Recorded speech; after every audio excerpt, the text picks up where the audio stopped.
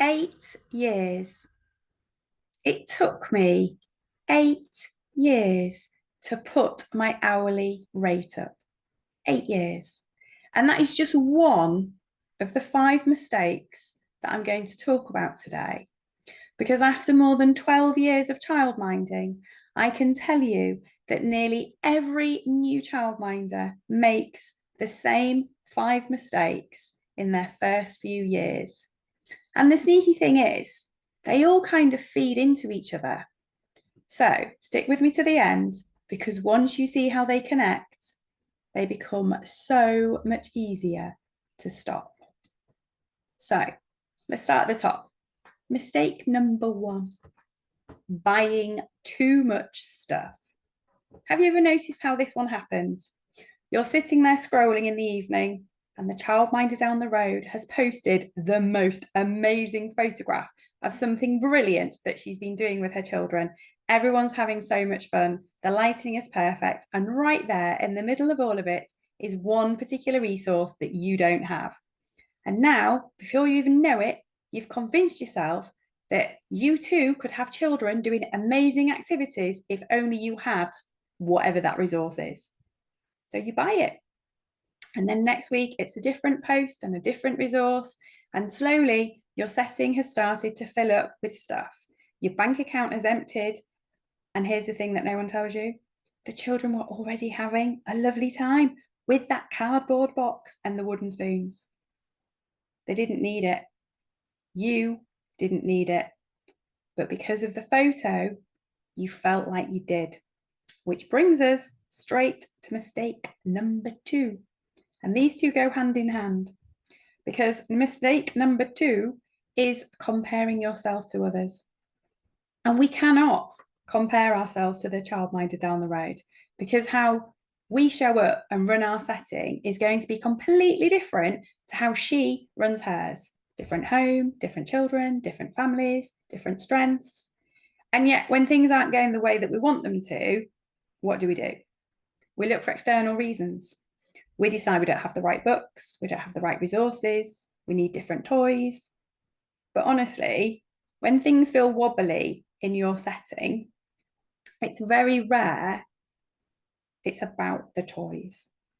It's much more likely that we haven't put proper boundaries in place, or we have said yes to families that maybe we shouldn't have said yes to, or maybe we've said yes to things that we shouldn't have said yes to. That is what leads us to mistake number 3, which is we say yes to everything and everyone. Yes to the family who wants to drop off at 6:30 in the morning. Yes to the parent who is always late picking up. Yes to swapping days. Yes to extra hours. Yes to every inquiry that lands in your inbox, because you're new and you're worried that if you say no, nothing else will come along. But you see, we can't say yes to everything and we can't say yes to everyone, because there simply aren't enough hours in the day, and we have to protect ourselves. But sadly, this is one of the things that takes a little while to learn. And I'm going to say it now so it sinks in early. Not all families are meant for us. Not all opportunities are meant for us. Saying no protects your energy and makes sure that the families who come to you, they're actually aligned with your setting ethos, with how things are. It's not about being fussy or funny. It's how you build something that lasts.